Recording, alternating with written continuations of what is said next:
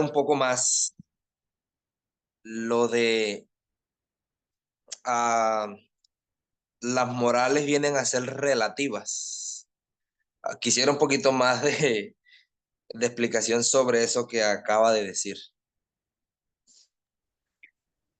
Claro, está anclado en lo que vimos la clase anterior cuando definimos las morales.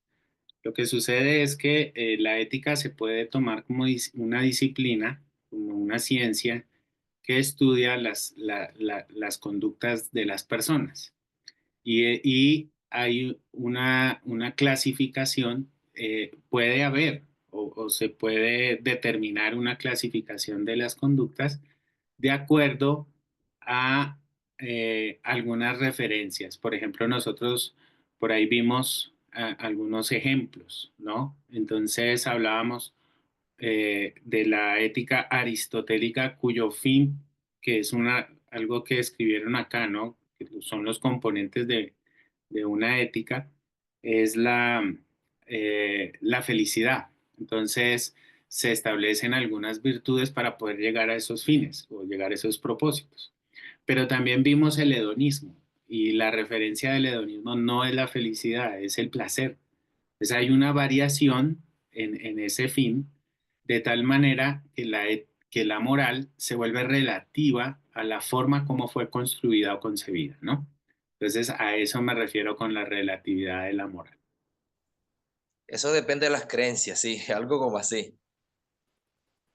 Sí, depende especialmente el sistema que filosófico, religioso, cultural en el que fue construida una determinada moral.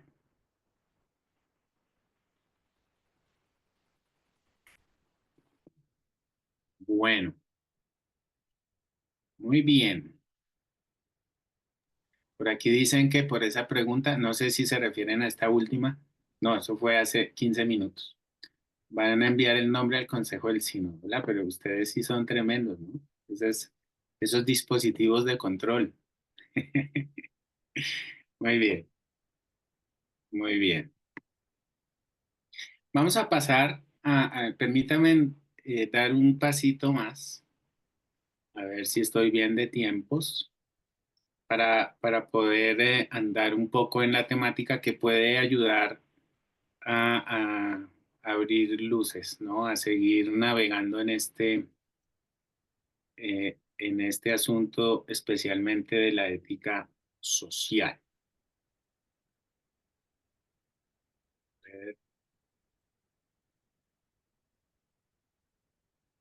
¿Están viendo una presentación de PowerPoint? Sí, señor.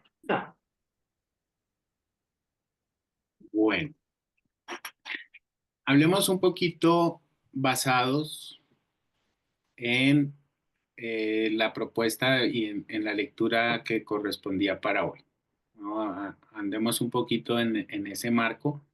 De ahí yo saco algunas cosas que por ahí refuerzan también lo que he dicho hasta el momento hoy y pueden ayudar a recordar algo de lo que se leyó. Eh, Permítame que es que tengo que estar súper pendiente del tiempo. Bien, entonces, abordaje ético de la Biblia. ¿Cómo abordamos eh, la ética o cómo abordamos la Biblia desde el punto de vista ético? Y pues tenemos un mandato aquí que es hablar de la ética social, hablar de cómo pronunciarnos frente al medio ambiente. Eh, Les mencionaba pues de la necesidad de hacer una hermenéutica.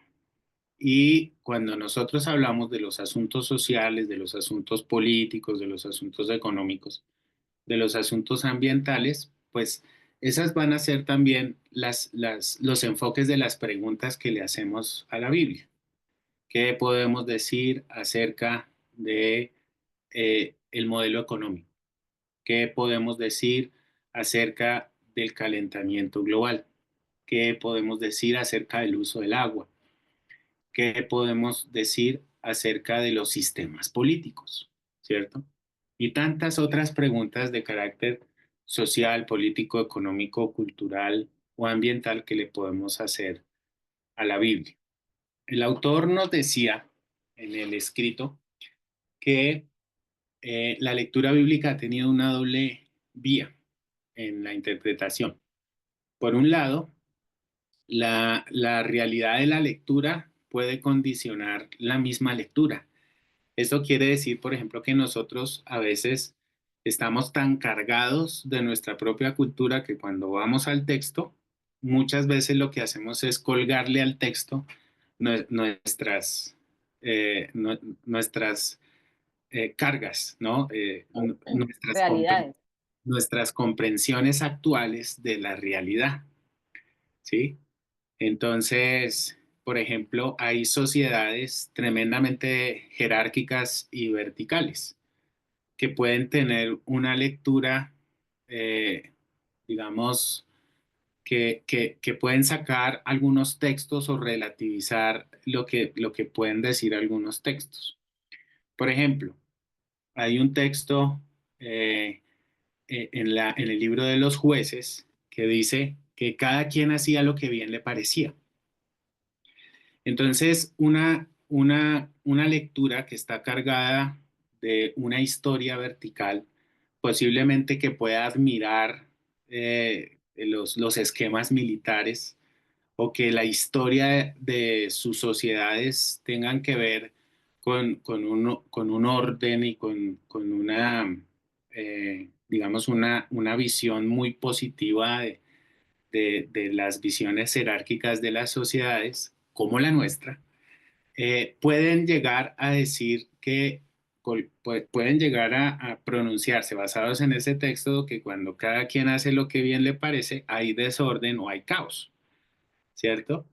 Seguramente se va a contrastar con otros tipos de lecturas que, por ejemplo, vienen de sociedades menos verticalistas o que han tenido algunas experiencias históricas distintas, en donde, por ejemplo, pueden ver que la trayectoria o el propósito del libro de los jueces dentro de su propuesta sociopolítica era justamente eh, proponerle al pueblo de Israel en su identidad nacional que quien debería gobernar es Dios y no los reyes. Y ahí nosotros también estamos viendo unas pugnas al interior de la historia de Israel como nación que estaban luchando por el alma de la nación. Entonces, esas pugnas se van a hacer más concretas, por ejemplo, en el Deuteronomio. Por allá dice el Deuteronomio, si ustedes ponen reyes, esos reyes les van a cobrar altos impuestos y además esos reyes van a usar a sus hijas y las van a tomar como parte de sus esposas, haciendo una paráfrasis de lo que dice el Deuteronomio. Entonces, lo que nosotros estamos viendo en Deuteronomio es una crítica al modelo monárquico, que de alguna manera también lo comparte el libro de los jueces. Entonces, si al final del libro de jueces dice que cada quien hace lo que bien le parece, no quiere decir que el pueblo anda en libertinaje, sino que todo lo contrario, que el pueblo puede tener un sentido ese texto como conclusión de que el pueblo ha sido capaz de ser gobernado por jueces en medio, digamos, del sistema que prevalecía, digamos, en la época de los jueces, donde había también, digamos, conforme a las ciudades, unos ancianos que de alguna manera también deliberaban dependiendo del juez que hablemos, ¿no? Entonces, lo que vemos en esas lecturas es más bien una instancia positiva que se asimila a modelos sociales en donde hay una más amplia deliberación y se le resta, digamos, a la autoridad a una sola persona. Entonces, ¿qué sucede? Nosotros nos jugamos con el etos. ¿Qué es un etos? Un etos es una propuesta ética. Y es una propuesta ética que nosotros vemos en el lector y una propuesta ética que nosotros estamos viendo desde el redactor, ¿cierto? O el escritor. Y entramos en diálogo. y vamos haciendo, digamos, unas similitudes para poder discernir la situación social y para poder jugarnos por un posicionamiento, ¿no? En relación a algún asunto. Entonces ahí tenemos que, digamos, ir como lento para ver de acuerdo a qué libro estamos leyendo de la Biblia, dónde se enmarca, cuáles son sus propósitos.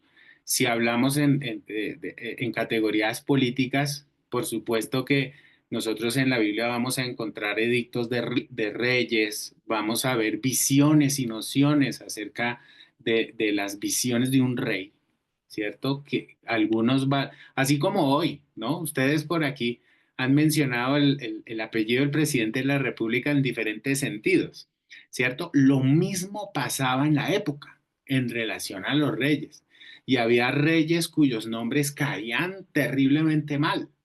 David no era popular en todo el pueblo de Israel. Había gente que había sido perjudicada por la presencia de David, ¿no? Y que se menciona que ya hay una ruptura, incluso hubo una ruptura con la casa de David, ¿cierto? Entonces, todo eso también está latente en el texto bíblico. Y a la hora de hacernos una pregunta en relación a un sistema, entonces la Biblia en alguna medida no se juega con un sistema o con una estructura política como tal, ¿no? Nosotros vamos a tener una clase en donde nos enfocamos a lo político. Y lo que la Biblia va a derivar es seguramente en algunos principios, algunas nociones o algunos valores sociales que no importando el sistema que esté prevaleciendo, eh, de alguna u otra manera esos valores sociales pues es la propuesta como de la fe que nosotros podemos construir en nuestra lectura. En ese sentido, el desafío es el manejo del contexto del pasaje bíblico, empezando, como ya había mencionado en la primera parte de la clase, por el contexto literario. Ahora, no solamente es el contexto literario, también es el contexto social de la producción del texto. Y aquí nosotros, evidentemente, soy el primero que cree en la inspiración de la Biblia, pero a la vez, al mismo tiempo, precisamente por ser un texto inspirado, hay que respetarlo en el sentido de tratar de profundizar cómo fue su producción. Y en la producción de la Biblia también hubo plena humanidad. Es como la figura de Cristo, eh, 100% divino, 100% humano. Es una fórmula teológica que de alguna manera también nos habla de la forma como Dios usó a los autores inspirados para poder producir un texto, ¿no? Entonces, en ese sentido, los autores también obraron, si bien inspirados por Dios, también estuvieron condicionados por lo que podían entender, por lo que podían opinar. Y hay una plena humanidad. Entonces, por ejemplo, lo que hablábamos ahora, el autor lo llama una ética alternativa, es decir, como una propuesta. Hay un modelo dominante, de pronto en algún momento de la historia de Israel, y a ese modelo dominante se antepone una ética alternativa. Por ejemplo, un modelo dominante que era la monarquía, los israelitas querían parecerse a los demás, una parte del pueblo, y querían poner rey, eso se pone en boca de Samuel. Ustedes al querer poner rey han menospreciado a Dios. Ahí se expresa una parte del pueblo también, ¿no? Ahí hay una noción también de un entendimiento social de cómo deberían gobernarse. Entonces, y se pone en boca de Samuel, argumentándolo así de esa manera. Y bueno, vamos a escoger, pero en medio del sistema que sea, Israel debe ser consciente, ¿no? Era como la propuesta también detrás de toda la ilación de que Dios debe gobernar y si van a escoger rey, entonces el rey tiene que someterse a las disposiciones divinas. Pero entonces cada sistema traía también sus propias complicaciones y los israelitas debían discernir, al jugarse un modelo social, cuáles eran sus problemas y cuáles eran sus ventajas, ¿no? Y ahí hay rupturas. Evidentemente hay pulsaciones que nosotros cuando leemos el texto bíblico las podemos notar, ¿no? Y también hay proyectos. La redacción del Libro de los Reyes es eminentemente política, es una memoria política, a diferencia del Libro de las Crónicas, cuya memoria es más de carácter social y tiene algunas consideraciones teológicas un poquito más, con mayor tono, ¿no? En la redacción del texto. Entonces, ahí nos estamos jugando todo eso a la hora de leer. Entonces, no podemos nosotros sacar un texto bíblico, sacarlo fuera de su contexto, como dicen en las clases de hermenéutica, para usarlo como pretexto para decir cualquier cosa, ¿no? Ahora, y eso necesitamos ensamblarlo o ponerlo dentro del análisis que hacemos con eh, la tradición o la iglesia, ¿no? Porque la iglesia también ha tenido su trayectoria y necesitamos pues, manejar todo este análisis como insumo para poder, digamos, inferir alguna conclusión.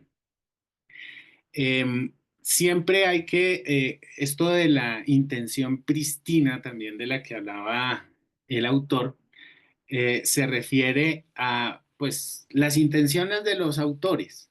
Todos los autores bíblicos tenían un texto que producían, ¿no? Pero también tenían un pretexto para producir ese texto. Ahí están sus intenciones. Y también tenían un contexto. A la vez, el lector tiene un texto de frente, pero también tiene un pretexto de lectura, que es las preguntas que uno le hace al texto bíblico. Y nosotros también tenemos nuestro propio contexto, que necesitamos cuidar, con lo que hablaba hace unos minutos atrás, de que nuestras propias realidades no se las atribuyemos o no se las entreguemos totalmente, digamos, al texto en un ejercicio de hermenéutica que pretende discernir una conducta social. Finalmente, y para darles un poquito la palabra, para ver alguna retroalimentación de esto que estamos hablando, este ejercicio pues va a derivar algunos fundamentos bíblicos de la ética, que tiene estos componentes esenciales de una ética social, que son los fines, ¿no? Y aquí tenemos que dilucidar, si hablamos de una ética bíblica, decíamos la clase anterior, ¿cuál es el fin? ¿Cuál es el propósito último? ¿Sí?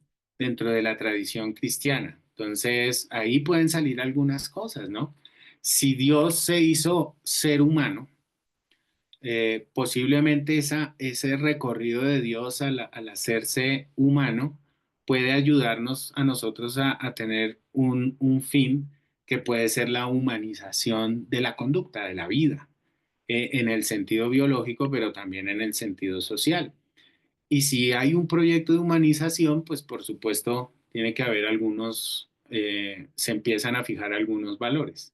La dignidad humana puede ser una referencia fundamental, ¿no? Y poder dilucidar, bueno, ¿qué es eso de dignidad humana?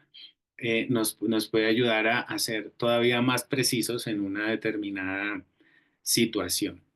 Entonces, cuando hacemos todo esto, ya ponemos en discusión nuestras realidades con las realidades del texto.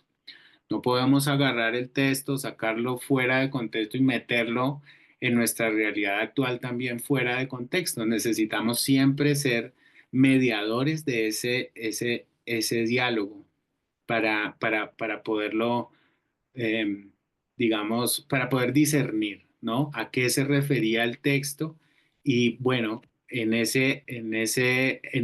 exégesis y en esa hermenéutica de lo que decía el texto, cómo me lo planteo hoy día en nuestra realidad.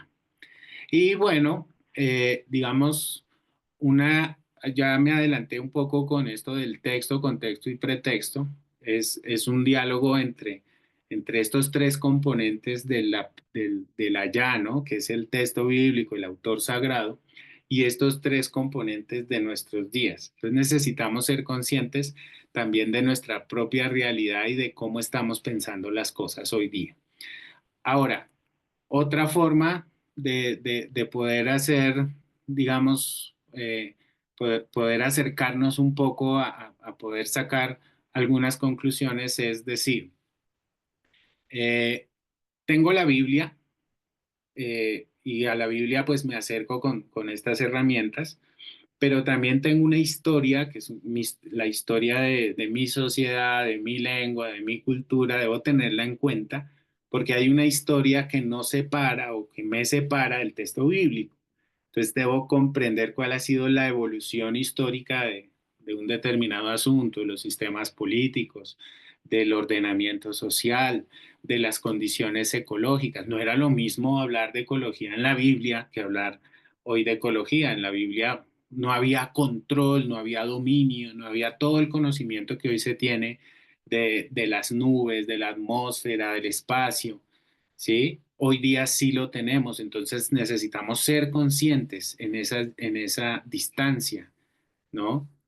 Entonces tenemos una historia y por supuesto tenemos una realidad hoy día a la que necesitamos, digamos, reaccionar. En este sentido, bueno, hagamos un pare aquí para escuchar algunas opiniones, algunos comentarios y voy a dejar esta pregunta aquí también para la discusión, ¿no? ¿Qué podemos decir? ¿Qué podemos decir sobre las posturas sociales y ambientales de la comunidad cristiana desde una ética bíblica? Comentarios, preguntas. Hacemos una pausa para conversar un momentito. Profe, parece un poco duro, pero es real lo que usted decía acerca de los que, pues al momento de producir un texto de la Biblia como tal, usted decía que había mencionaba como tres aspectos, un pretexto y ¿qué más era? Ok, estoy pensando, bueno, esas tres ideas, y parece duro muchas veces y uno no las quiere aceptar, pero es así. Cuando uno lee, por ejemplo, a los autores de los evangelios, ellos tenían un fin, y por eso hablan de diferentes maneras y muestran a Jesús desde diferentes ángulos, diferentes ópticas, misma historia, mismo personaje, pero cada uno de ellos tiene una intencionalidad con las personas, con su audiencia, ¿verdad? Con su audiencia. Entonces uno pudiera ver realmente allí esa gran realidad. O sea, hay un deseo de producir un texto, pero hay algo que motiva, hay algo que está motivando, hay una intencionalidad con eso.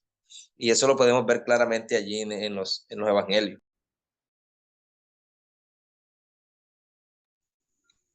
Hola, profe. Gracias, Albeiro. Hola, profe Dairo, Jairo. adelante. Sí, bueno, sobre la lectura, precisamente en la lectura había un asunto que en lo que estaba también incurriendo como predicador, y era el tema de hablar más sobre la generosidad de la viuda y todo ese ejercicio de la viuda. Pero la otra cara de la moneda, como dice uno, era que en el contexto había un asunto de injusticia social, y los líderes religiosos del entonces estaban involucrados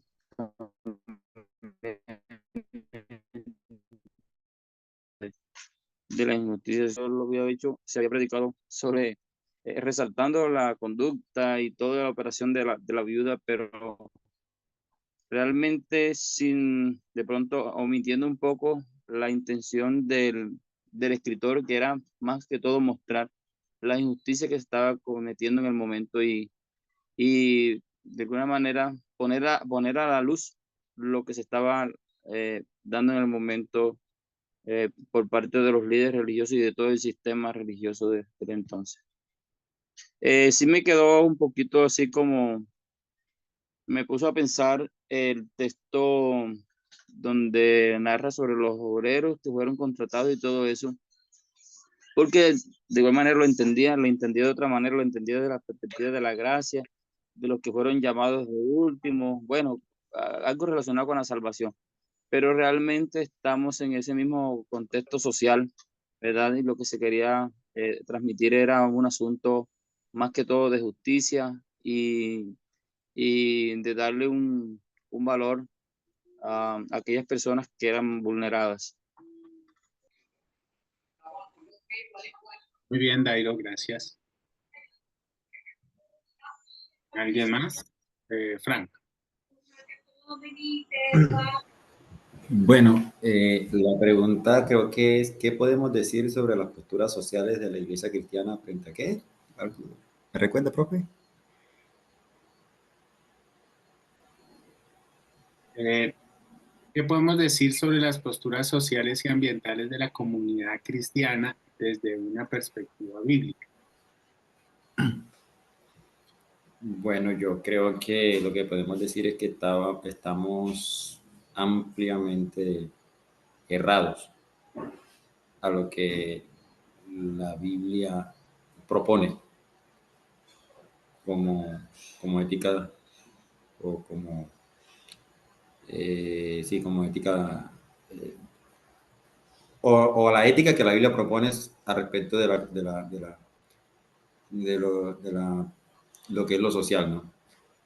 Estamos, bueno, cortos, sí, pero también en algunas partes errados. Sobre todo el autor en el escrito nos hace ver la, la, digamos, cómo erramos con el mismo texto bíblico, que a veces le damos un sentido contrario de lo que el texto quiere decir. De hecho, recuerdo que el autor decía, bueno, desde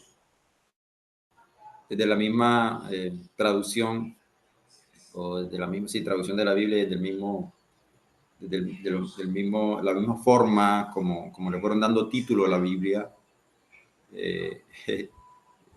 que fue lo que motivó la pregunta del hermano Borbón si se puede confiar en la Biblia.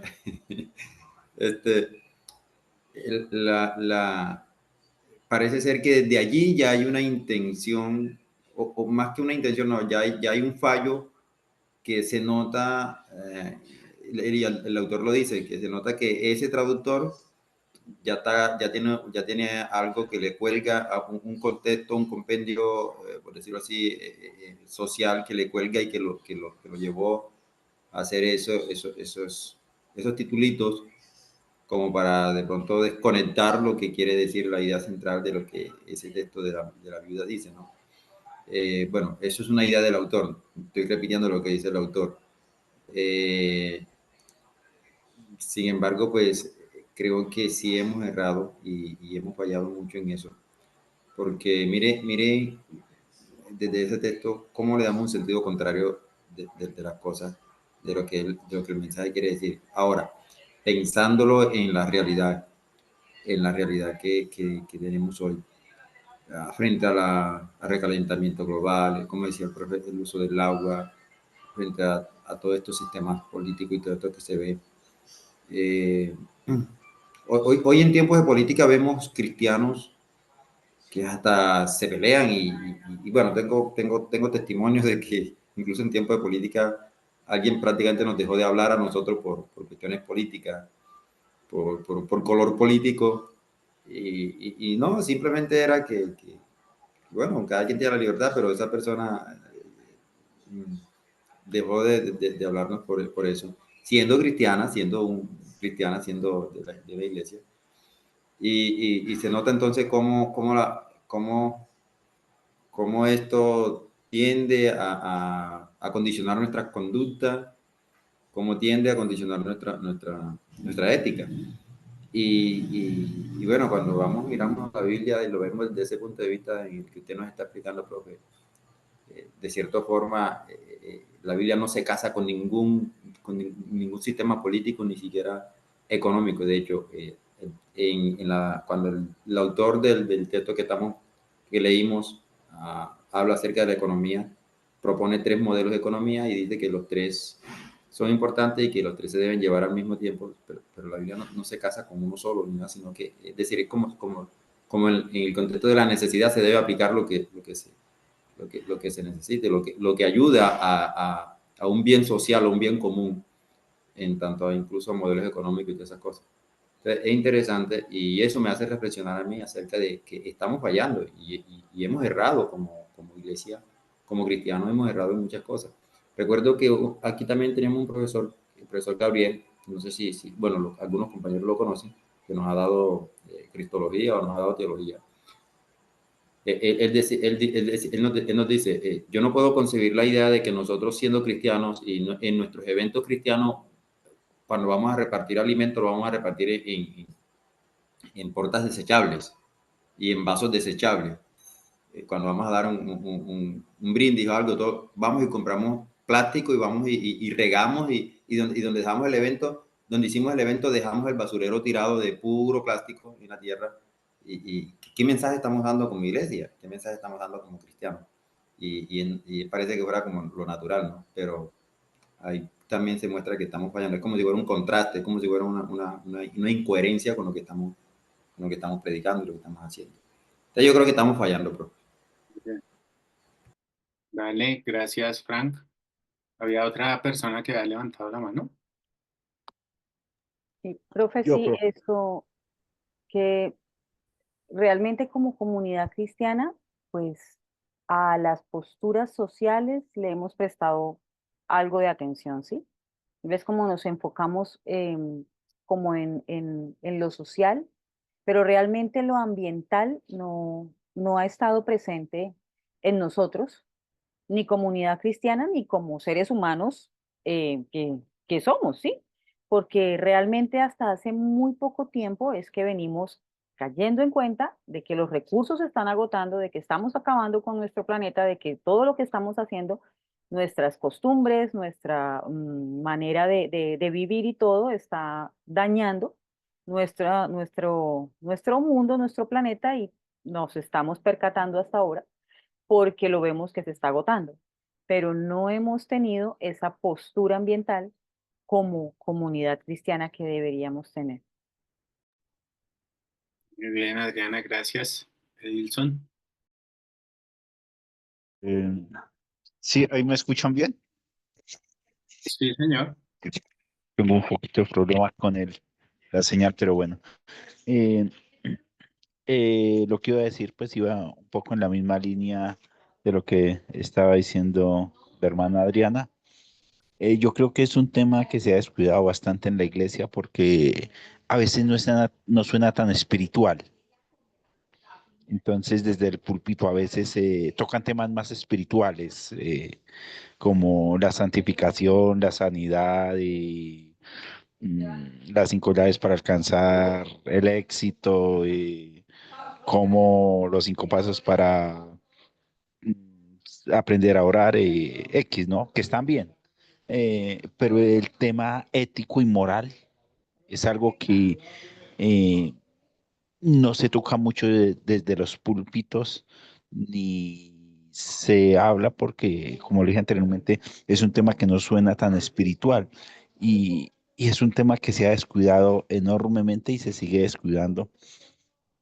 Y de alguna manera creo que personas fuera de los ámbitos religiosos y nos empiezan a dar cátedra a los cristianos en cuanto a cuidar el medio ambiente, en cuanto a cómo debemos nosotros, cuando hablamos de integridad, es un tema que debe ir dentro de ese paquete de integridad, me parece a mí. Muy bien, Edilson. Muchas gracias. Ludwig y Caterini, cerramos esta parte. Ludwig.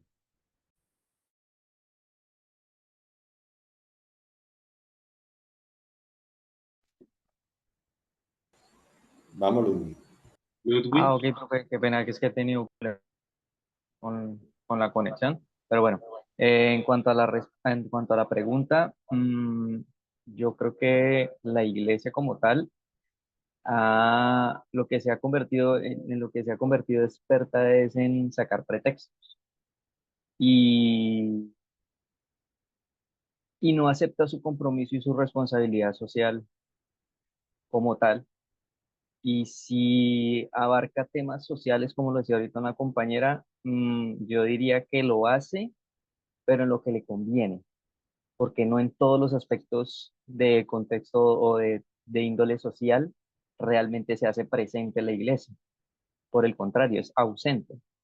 Entonces yo creo que una idea de lo que tomo aquí del autor del artículo es que el texto ya no es leído desde la observancia crítica de Jesús, ¿sí? Entonces, como que ni siquiera lo miramos desde una perspectiva ética, sino lo miramos más desde una perspectiva moral. Y entonces nos sentimos más con la capacidad de decir qué es lo bueno y qué es lo malo, ¿sí? Y como que no le damos más bien la vuelta a eso. ¿Y qué pasaría si la iglesia es la que incurre en el error? ¿Sí? No solamente volvernos sin jueces. Entonces yo creo que en eso el diálogo debe estar abierto porque la iglesia en general cae en ese error. Ahora, en cuanto al tema que toca el autor, bueno, toca el aspecto de las finanzas, el aspecto económico. Si bien es cierto, la iglesia cristiana evangélica es muy juzgada y muy criticada por ese tema, ¿sí? Claro, las otras iglesias no se quedan atrás, ¿sí?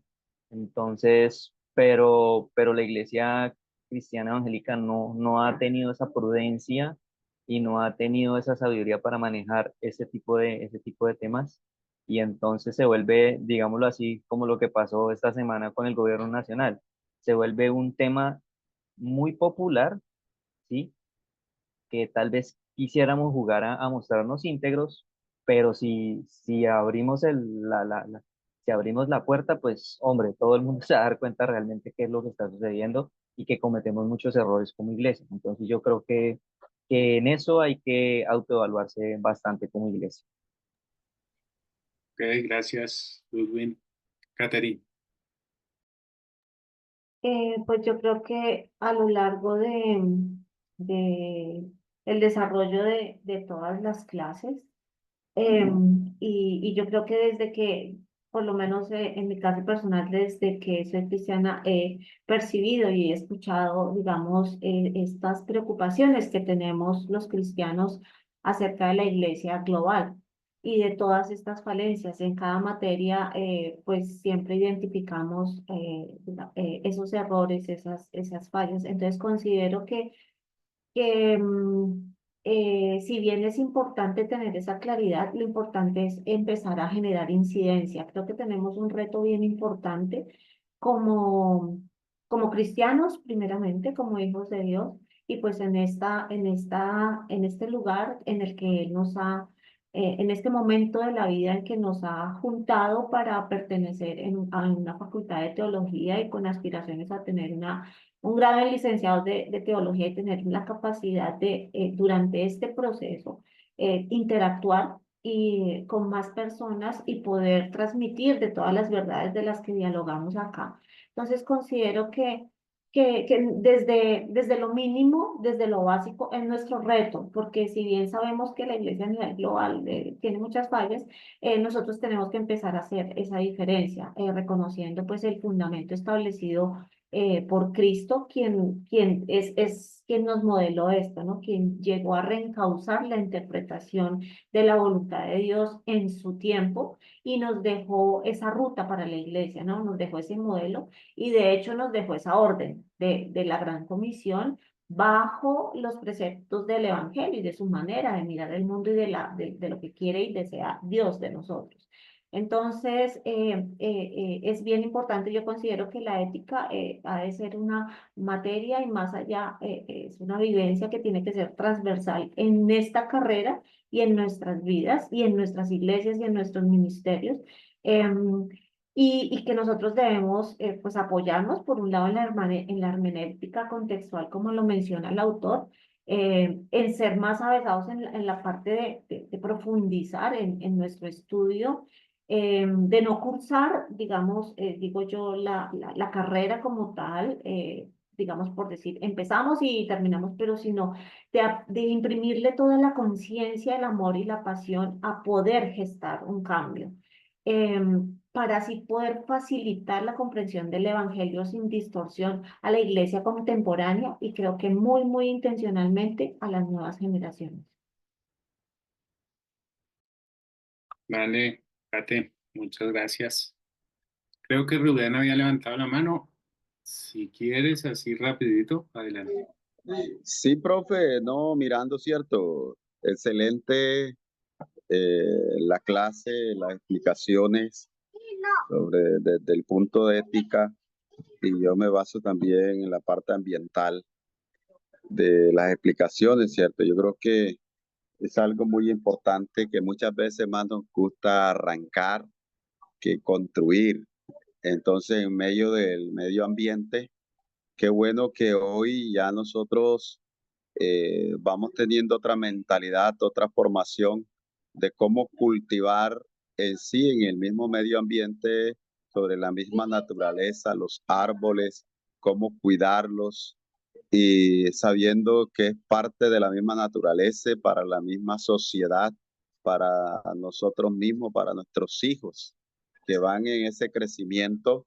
Entonces yo creo que es parte de nosotros de cómo formar a la iglesia, a los feligreses también, y instruirlo a los niños, a los jóvenes, esta generación que viene, porque así como va, llegará el momento donde no habrá, ¿cierto? Habrá más consecuencias de enfermedades, epidemias y todas esas cosas. Entonces yo creo que es parte como en la parte de liderazgo, nosotros, cómo formar así mismo la iglesia a través del mismo medio ambiente, que es algo muy importante para cada uno de nosotros.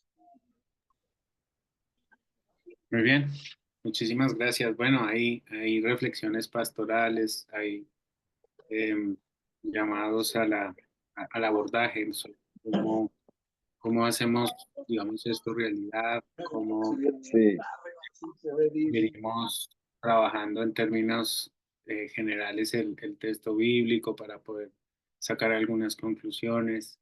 También hay desafíos eh, para tratar de hacer incidencia, ¿no?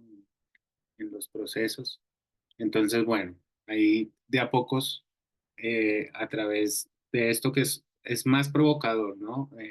Que tratemos la Biblia con mayor detenimiento, ¿no? Y no seamos ligeros, digamos, en la interpretación, sino que necesitamos profundizar un poco más en el estudio bíblico, como también discernir nuestra propia realidad para tener esa ida y vuelta y poder sacar algunas conclusiones éticas sobre lo social y sobre el medio ambiente. Bien. Sí, así como nuestro hermano Dairo lo solicita, vamos a descanso. 10 minutos, por favor. Aquí nos vemos 8:50.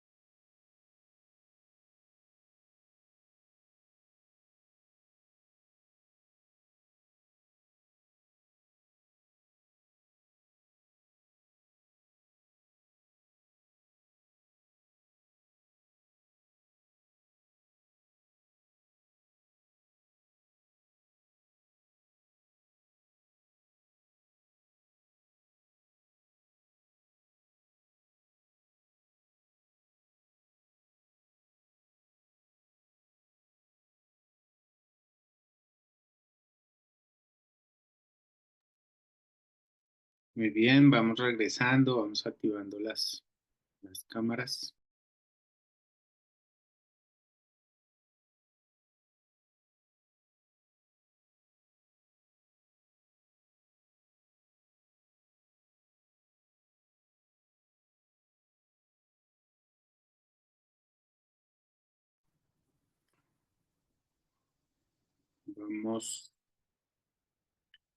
Vamos a hablar en este momento de unos de los ejemplos que nos proporcionaba el autor para sacar por ahí algunas conclusiones. Eh, poder, poder decir algo en base a esos ejemplos, ¿no? Que también profundizan lo que estuvimos hablando ahora en la primera.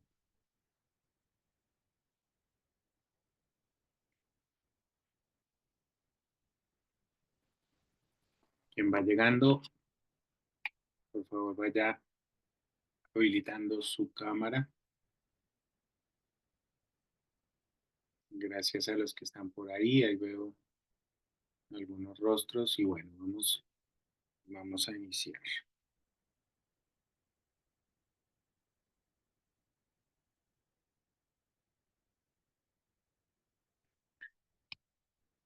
Bien.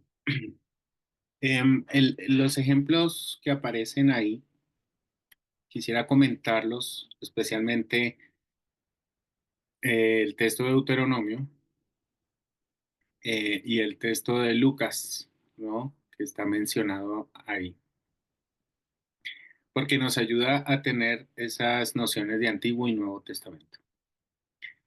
Lo primero que quería mencionar, ya lo dije, los títulos de las versiones, lo que aparece extra bíblico, porque literalmente es extra bíblico, no es inspirado, ¿no? Y la organización por versículos tampoco es inspirada.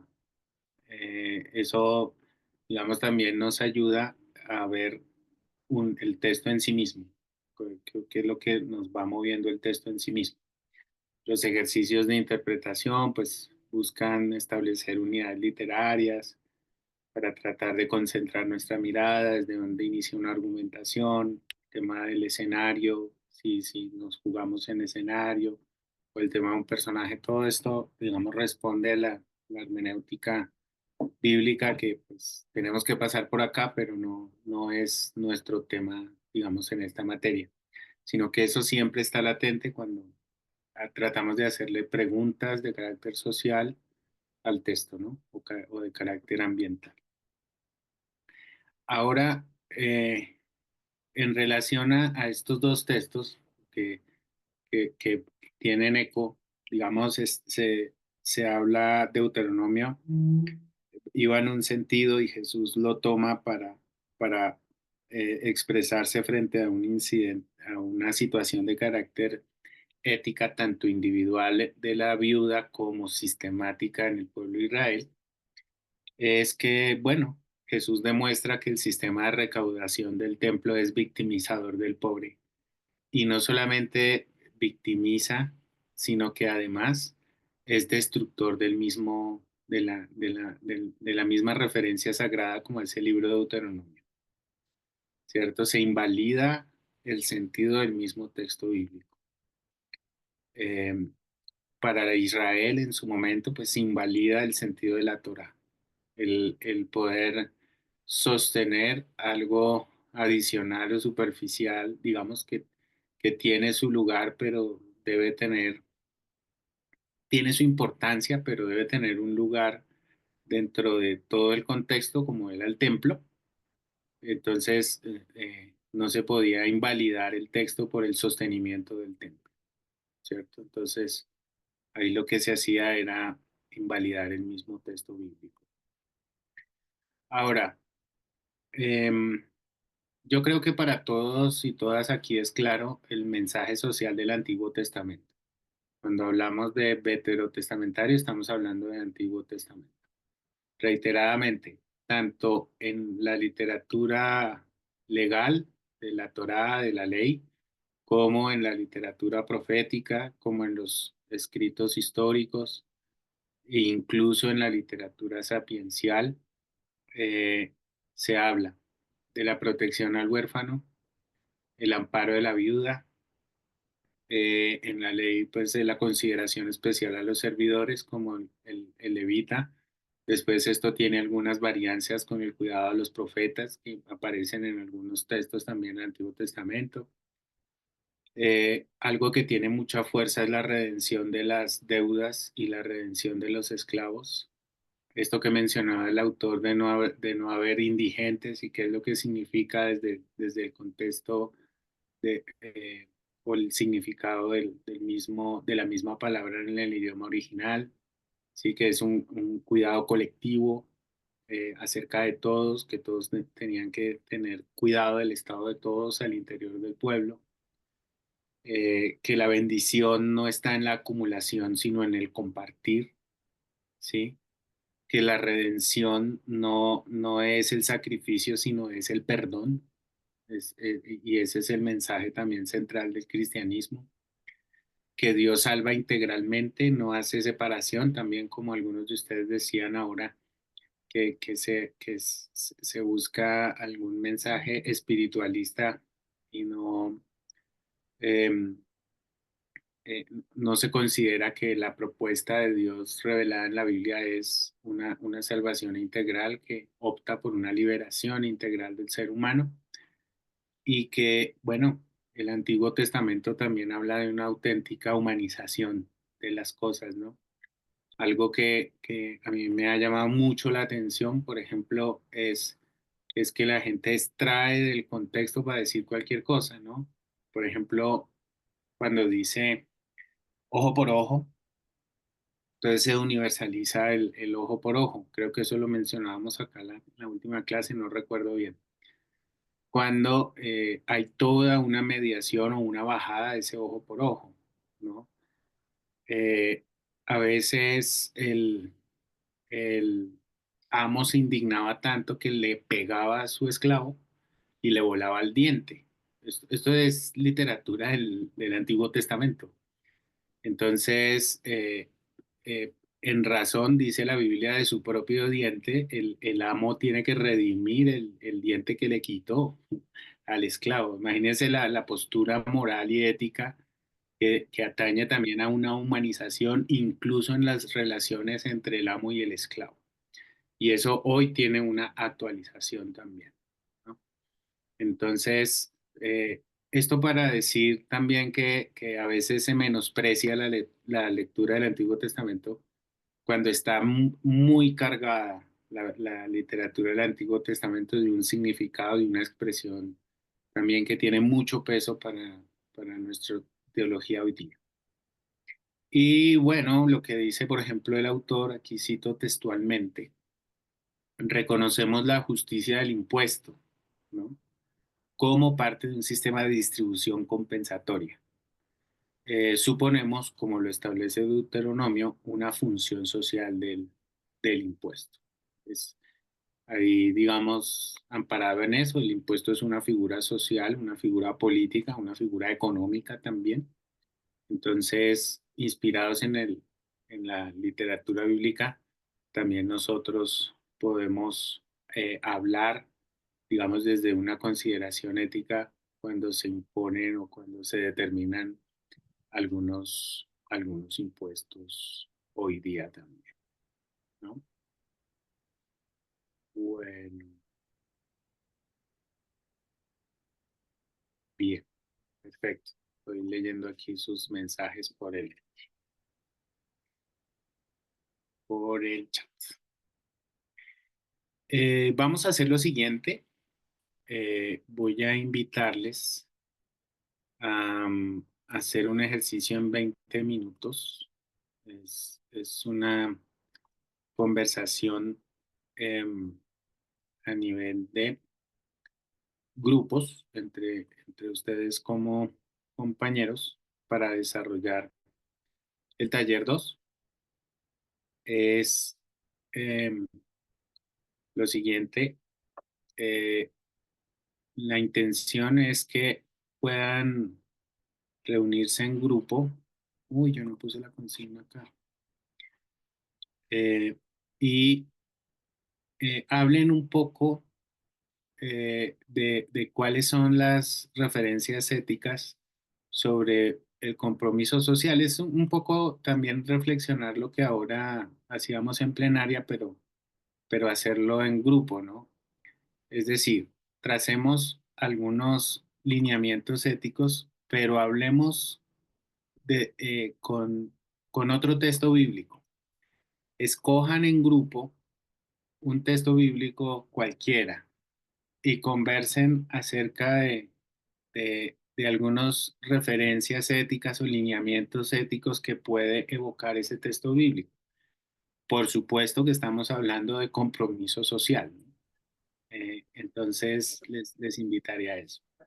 Escojan o elijan un texto, propongan, conversen qué texto bíblico les gustaría y socialicen o conversen en el grupo acerca de ese texto. ¿De acuerdo? ¿Es clara la consigna? Hay Eh, preguntas. conversamos y ¿qué te presentamos? Em, la idea es que ustedes puedan conversar, que alguien pueda tomar nota y em, puede ser un PowerPoint, no con asuntos súper técnicos, puede ser un Word o un PowerPoint, eh, hablar o poner ahí qué fue lo que conversaron, ¿no? ¿Cuáles son, a qué evoca éticamente ese texto bíblico desde el punto de vista social? Pónganle los nombres de todas las personas del grupo y los suben ahí en la herramienta que está en el Moodle. Una sola persona sube los de todo el grupo. ¿De acuerdo? Gracias, Kate, por la pregunta. Bien. Entonces los voy Profe, yo a... acabo de entrar y Sí, señor. Otra vez, por favor. no, yo acabé de entrar porque estaba fallando el internet, Ah, ok. Bueno, pero ahí tus compañeros te actualizan. Cinco. ah, ok, profe, listo. Muy bien. Aceptamos, por favor, las invitaciones que les están llegando a entrar a grupos. Por favor, quien quiera, apropiese de liderazgo de su grupo y tratemos de trabajar lo más rápidamente posible. Nos vemos en 15 minutos. Vamos ingresando, por A mí favor. no me ha llegado la invitación, profe. ¿Quién es? ¿Quién me habla? ¿A quién me dice que no le llegó la Yo, profe. invitación? Regálame tu apellido. Estoy viendo aquí los nombres de los Ah, grupos. José Benito Guzmán. Ok, no, no, sí, sí, estás en el grupo 2.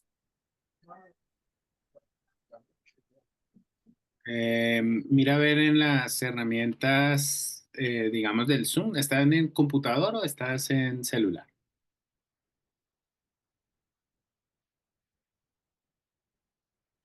José,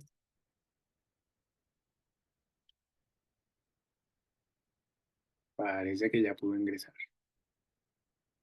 Y Hernán,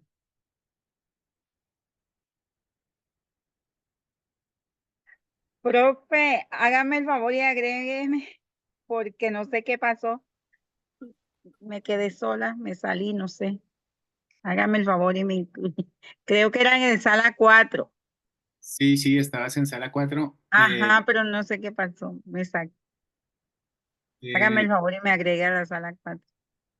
No, ahí estás en sala 4. Sí, Hay que buscar la herramienta ahí ¿Estás en computador?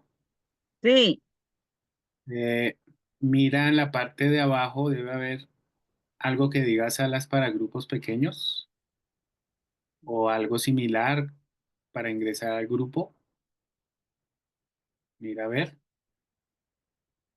Ah, ajá. Ok, ustedes dos quédense trabajando acá, Dianis y Yamile, por favor, Ah, mm. hablen aquí, Ok, profe. ¿vale?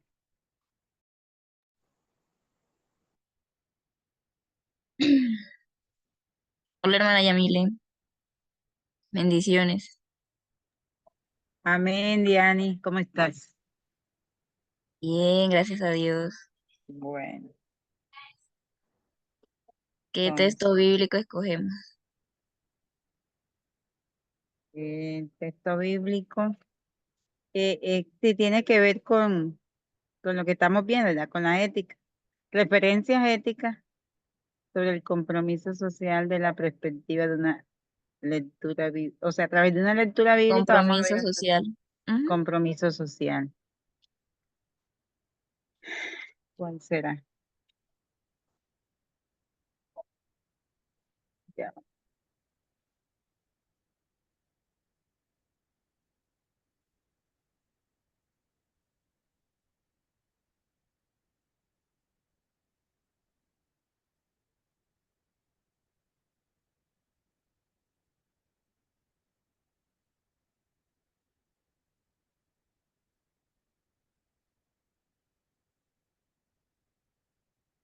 ¿Lo vamos a hacer en un Word o en...?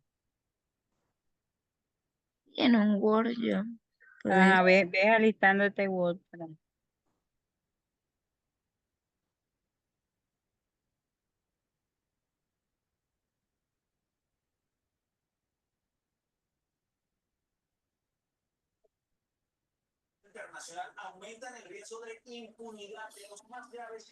hermano Hernán, bendiciones. Bendiciones, apenas estoy llegando porque no sé, no me dejaba entrar a ningún grupo.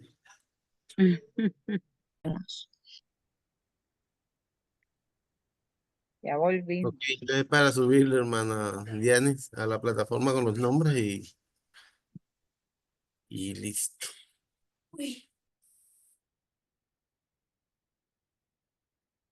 La gente, ¿cómo estamos? Excelente, profe. Viendo cómo nos tocó trabajar aquí en la general. Muy bien. Algunas observaciones generales del ejercicio en estos 6 minutos que nos quedan de clase. Algo que haya llamado la atención, algo que quisieran compartir así rápidamente.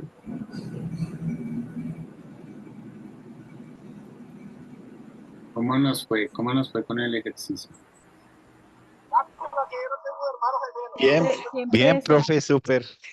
sí, siempre en cada texto que nosotros miremos en la Biblia vamos a encontrar la solidaridad y vamos a encontrar el, espérame, que se me fue la palabra, el compromiso social, la compasión que tenía nuestro Señor Jesucristo frente a las necesidades que se presentaban en el pueblo, ¿no? En la población que él en ese momento estaba manejando. Siempre la solidaridad y la compasión, pues hacen parte fundamental de ese compromiso social que nos presenta nuestro Señor Jesucristo.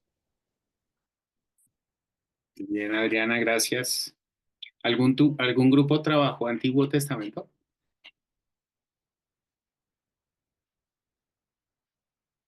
¿Algún grupo trabajó un texto del Antiguo Testamento de casualidad? ¿Todos Nuevo Testamento? ¡Wow! Proverbios, Nosotros, nosotros. nosotros trabajamos Proverbios 11, versículos 25 y 26. Ah, muy bien. ¿Cómo les fue con ese, Dianis? ¿Algo que quisieras comentar? ¿Cómo les fue con ese texto? Nos fue bastante bien, profe. De hecho, algunas de las referencias éticas que pudimos tratar sobre ese versículo sobre esos pues, versículos fue ayudar desde nuestro interior sin esperar nada a cambio, sin esperar ningún tipo de reconocimiento.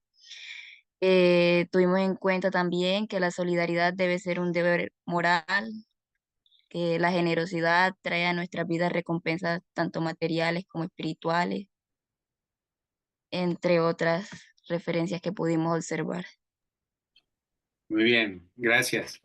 ¿Algún grupo cruzó alguna referencia ética sobre lo ambiental? ¿Alguno se chocó con lo ambiental en un texto bíblico?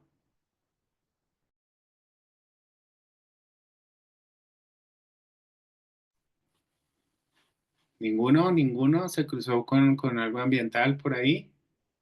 No, profe. Bueno, ¿alguno con la dimensión política así plena en relación al uso, al manejo del poder? ¿Para qué es el poder? ¿El que debe gobernar? ¿Para qué debe gobernar?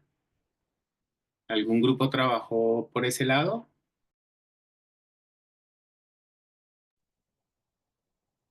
Profe, una pregunta. Sí, señor. Esa expresión y el poder, ¿para qué? ¿De quién es? Bueno, en realidad, digamos, la palabra fundamental de la política es el poder, ¿no? Y esa pregunta, digamos, se la han planteado los que han tratado el tema de la política. Autores han tratado esa pregunta. Y nosotros debemos hacerla desde el punto de vista teológico. ¿Para qué el poder? ¿Quién ostenta el poder y para qué lo debe hacer? ¿No? Y si estamos hablando de ética, ¿cuáles son las fronteras éticas o las virtudes éticas del ejercicio del poder? Bien. Profe, nosotros tuvimos el versículo 26 de Proverbios, habló, bueno, no exactamente así de poder, pero sí dice, al que acapare el grano, el pueblo lo maldecirá, pero bendecirá, pero bendición será sobre la cabeza del que lo vende. Entonces, el poder que tiene una persona, el poder económico, es decir, de acaparar, de guardar todo para sí y decir, pues, yo tengo el poder el del alimento y se lo doy al que yo quiera. Y el proverbista nos está diciendo que quien hace eso, el pueblo lo va a maldecir. Es decir, va a hablar mal de él y se va a levantar en contra de él. Pero el que lo vende, el que lo comercializa, el que lo da al pueblo, aunque sea vendido, él será, el pueblo lo va a bendecir, dicho de otra manera. Entonces, como ese poder de administración. Excelente, Hernán. Muy bien. Fíjense cómo pueden salir las derivaciones. Seguramente al principio de la clase lo notábamos como un poco difícil, como que esto es un desafío enorme, como que no podemos, pero miren que cuando empezamos a dialogar ya con los textos y le podemos hacer preguntas o nos pensamos los textos desde el punto de vista del compromiso social, de la dimensión social, y después lo vamos a hacer con la dimensión ética, fíjense, de la dimensión ambiental, fíjense que van saliendo las cosas fluidamente, ¿no? Así que bueno, los dejo con este desafío. Cuídense mucho, nos vemos el martes con la ayuda de Dios. El martes vamos a hacer quiz de estas dos primeras clases, ¿vale? Profe, una pregunta. Sí, señor. ¿Hasta cuándo tenemos plazo de entregar, de subir este trabajo a la plataforma? Eh, pues de preferencia, por favor, si lo entregan hoy es muchísimo mejor, ¿no? Si tienen que entregarlo luego, pues no, digamos, como mínimo antes del martes, que es nuestra próxima sesión. Pero entre más días pasen o más tiempo pasen, menos posibilidades de subirlo van a tener. Entonces, lo que vieron hoy, no se preocupen. O sea, solamente lo que conversaron hoy está bien. Muy bien. Dios les bendiga. Que Profe. descansen. Gracias. Muchas gracias, profe. Gracias, Feliz profe. noche. Les Gracias. bendiga. Feliz noche. Buenas noches, compañeros. Profesor, buenas noches. Chao, chao. Buenas Feliz Dianis. noche para todos. Feliz noche, Eh, Atencia. Si lo tiene listo para subirlo enseguida. Lo tienes con los nombres, Dianis. Yo le agrego los nombres. Está bien. Ah, ok, para subirlo de una vez. Dale, Dios te bendiga. Eso es enseguida.